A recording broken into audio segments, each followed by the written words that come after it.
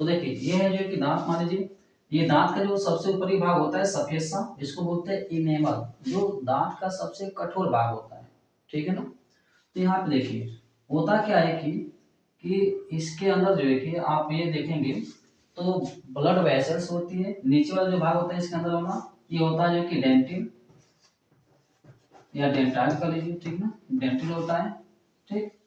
इस डेंटिल वाले भाग में जो है कि आपके ये नर्व्स होती है, तंत्रिकाएं होती है, और जो है कि ब्लड वेसल्स होती है। ब्लड वेसल्स क्या करेंगी, रक्त वाहिनियां क्या करती है, तो पोषक तत्वों को जो है कि पहुंचाने का काम करती है दांतों को। जो नब्स होती है, मतलब नब्स मतलब तंत्रिकाएं, जो तंत्रिकाएं होती हैं, ठीक है, ये तंत्रिकाएं जो है कि मैसेज को जो है कि हमारे ब्रेन तक पहुंचाने का काम करती है, और ब्रेन से जो है कि दांत होता है, ठीक है ना।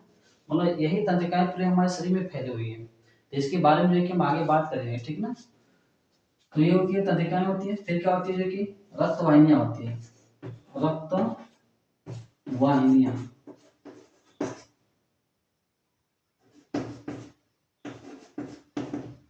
ठीक है। इसका काम होता है मैसेज को दांत से जो है कि हमारे ब्रेन तक पहुंचाना। इसका काम होता है जो है कि दांतों को जो है कि पोषक तत्व जो है कि पहुंचाना, ठीक ना। जो रक्त वाहिनियां होती है, रक्त में जो है कि पोषक तत्व होते हैं। अब देखिए होता क्या है, सड़ता कैसे है दांत, तो जब जो है कि हम मीठा चीज खाते हैं, या जैसे मान लीजिए कि आप क्या करते हो, डबल रोटी खाते हो, या जो चावल खाते हो, या खान जो है कि भोजन ग्रहण करते हो, तो आपके दांतों में जब फंस जाते हैं तो उसी में होता है जो है कि स्टार्च होता है या कार्बोहाइड्रेट होता है, ठीक ना। या कोई मीठा चीज खाते हो तो उसमें भी वो रहता है।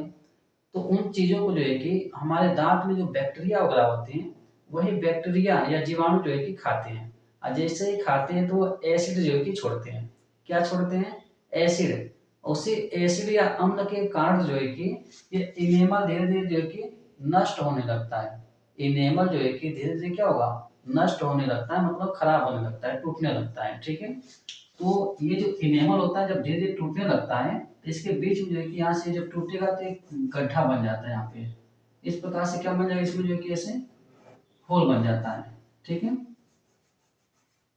छेद बन जाएगा।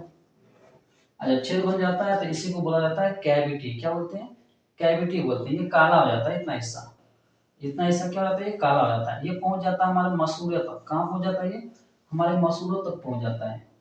और जब ये मसूड़ों तक पहुंच जाता है तो बैक्टीरिया वगैरह हमारे मसूड़ों में पहुंच गए। अब मसूड़ों में जो है कि जब जाते हैं तो ये जो तंत्रिकाएं होती है, नर्व्स होती हैं, जब ये मसूड़ों तक पहुंच जाते हैं तो जब इसको खाना शुरू करते हैं, या कोई भी चीज हम खाते हैं ठंडा चीज, तो वो हमारे जो है कि मसूड़ों तक पहुंच जाता है। मसूड़ों तक जब पहुंचता है ठंडा चीज, तो इसी तंत्रिका के माध्यम से मैसेज पहुंच जाता है हमारे ब्रेन तक। वो मैसेज हमारे कहाँ तक पहुंचेगा, जो है कि ब्रेन तक पहुंचता है, जिसके कारण जो है कि हमें झंझनाहट सी होती है। क्या होती है, झंझनाहट सी जो है कि होती है, और दर्द होता है, ठीक है।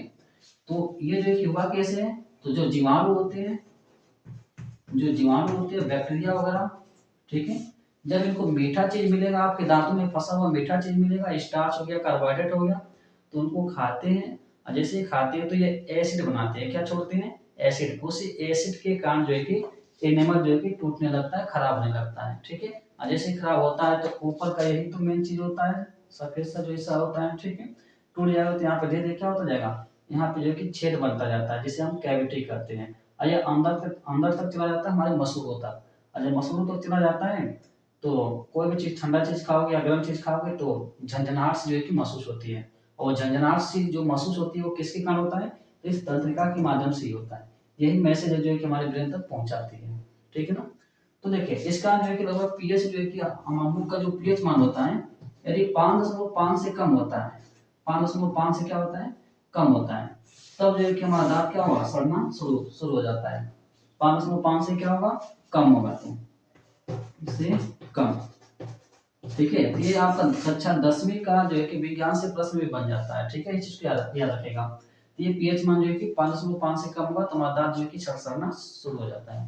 तो इसको जो है कि बैलेंस करने के लिए क्या करना पड़ेगा हमें, तो हमें जो है कि ब्रश वगैरह करना पड़ता है। अब ब्रश जो है कि कैसा करते हैं हम, जो है कि जो कोलगेट होता है ना, वो कोलगेट जो है कि आपका छारी होता है, क्योंकि हम लोग को काटने वाला कौन होता है, छार होता है, ठीक ना।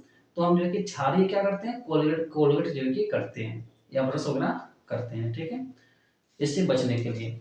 तो आपने समझ लिया जो है कि दांत जो है कि क्यों सड़ते हैं। तो आप जितने ज़्यादा जो है कि मीठा चीज़ खाएँगे उतने जल्दी जो है कि आपके दांत क्या होंगे? खराब होंगे। ठीक है?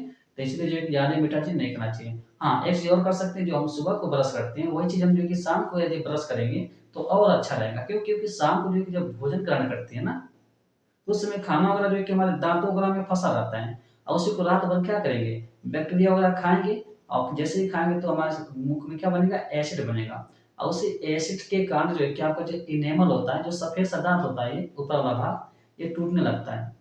ठीक है? तो सबसे अच्छा जो है कि समय क्या होता है आपको? शाम को जो है कि ब्रश करना। ताकि जो है कि दाँत में फँसा हुआ सारे जो भोजन होते हैं, भोजन के जो कण होते हैं, वो निकल जाएँ। ठीक है? तब जो है कि आपके दाँत क्या होंगे? लंबे समय तक जो है कि चलेंगे। ठीक है? तो ये था जो है कि आपके लिए एक जो है कि अच्छा-सा इन्फॉर्मेशन, ठीक ना? तो फिलहाल जो है कि इतना रहने देते हैं। धन्यवाद।